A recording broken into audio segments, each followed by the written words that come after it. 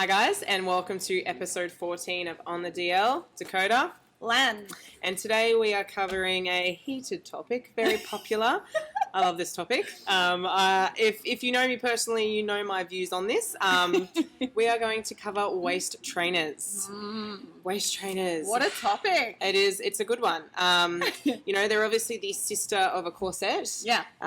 Except they're not made from whale bones, thank God. So that's nice. But they've been around since what, the 1920s? Yeah. The corsets, 1500s, and then I think the waist trainers, they became popular in like 2013, 2014, I think. Sounds about right. I think the earliest studies I could find on anything similar were 2007. So, they probably weren't popular by then. They just came out.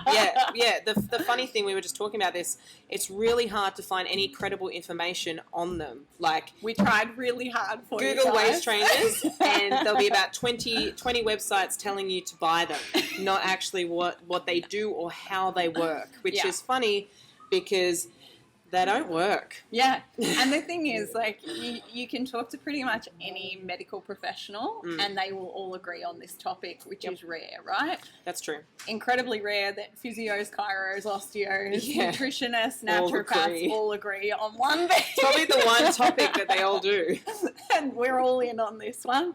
Waist trainers, the positive outcomes are so outweighed by the negative outcomes. It's just not funny. It's so momentary. Yeah. You know, like when you're in it and when you've done it up and you look great, that's it. Yeah. That's the only thing. But as soon as you take it off, like it's gone. So how long can you wear a waist trainer for? Exactly right. And really, as we discussed, the more time you spend in a waist trainer throughout the day, the more likelihood there is of the real negative side effects, right? Yeah. So from my perspective as a nutritionist, the things that worry me the most are obviously it causes issues with your gut, reflux digestion being number one, 2, gas, bloating, 3, it reduces your desire for food and it reduces your desire for water because you feel distended all the time. If you wear a pair of tight enough jeans, you're going to get gas. That's exactly what I was thinking That's just jeans. Even if you just put a belt on tight and belt, sit down. Yeah. All of a sudden. Whereas you're going to wear this for, 9 hours a day. Potentially, and think that's not going to have a negative effect on anything. Exactly right. So it really, I think we'll discuss it from a few different angles. Yeah. But if you talk to any medical professional, they will all have their own view on it because of their own biases. But it will still come down to it is not worth it. It's not. The reward is minimal. It's not long lasting. There's literally nothing. I tried so hard because one of my favorite. You want to be objective. That's right, and one of my favorite subjects. I went to Melbourne Uni for a year before I ran off and went to La Trobe, and the only subject I liked was the history and philosophy of science. And one of the philosophers that we covered was all about falsification. Yeah, and he said if you really want to have a balanced approach to any sort of scientific experiment, try and disprove yourself first. Prove yourself wrong. Try and prove 100%. Yourself wrong. Yeah. And if you try and prove yourself wrong and you can't... And you are right. Then you're on a good thing, right? And I tried so hard. I looked into all sorts of... Even some of the companies that produce the waist trainers have little blurbs down the bottom saying disclosure statement saying if this side effect happens, it's not our fault. And it's like, well, if you know that there's an 80% chance that you're probably going to get those side effects, why are we selling these things? Why are they so popular? It doesn't make any sense to me. Now, I was a bodybuilding coach for 10 years. Not once did any of my clients use a waist trainer because of my prescription. And I had girls with amazing physiques, right? Some of these girls have gone on to be pros now, like IFBB pros.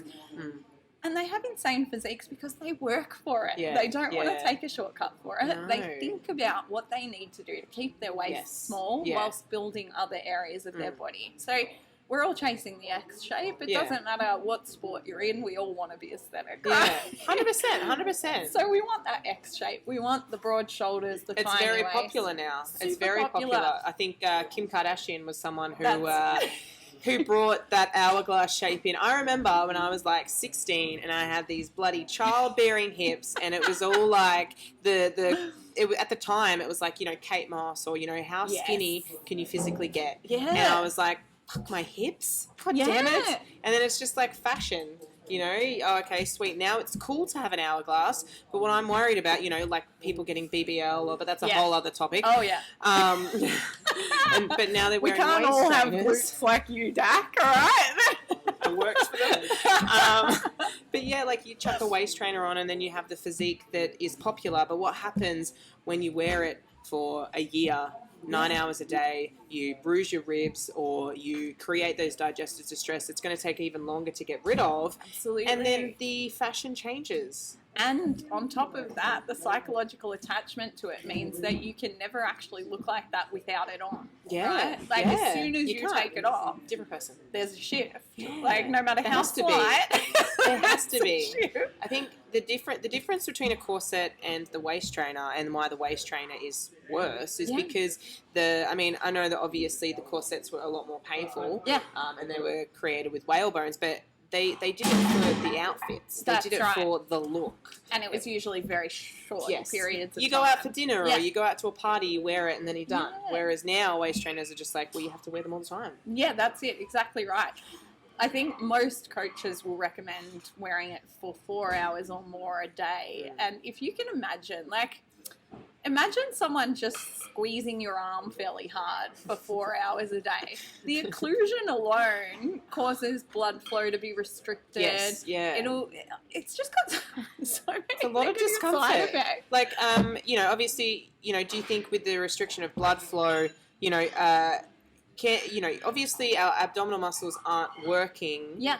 Do you think that could actually make us look worse? So that is really interesting. When I did this research, the research was split because there are medical corsets or medical waist trainers, and there are non-medical waist trainers. Yeah. Now, what we're referring to is the non-medical waist trainers, fashion. The ones that you're just going to get off the internet. Yeah.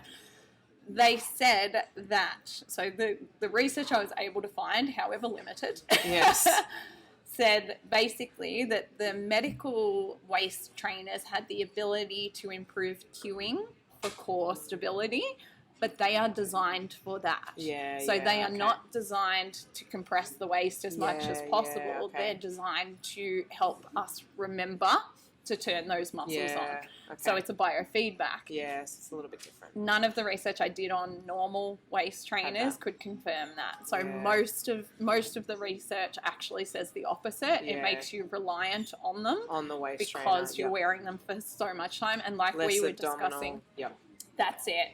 And like you and I were discussing before, the reduction in blood flow could actually be an issue in terms of atrophy. Yes, yeah. So, so it could actually make you look worse. Absolutely, yeah. So you might be smaller but less toned, essentially.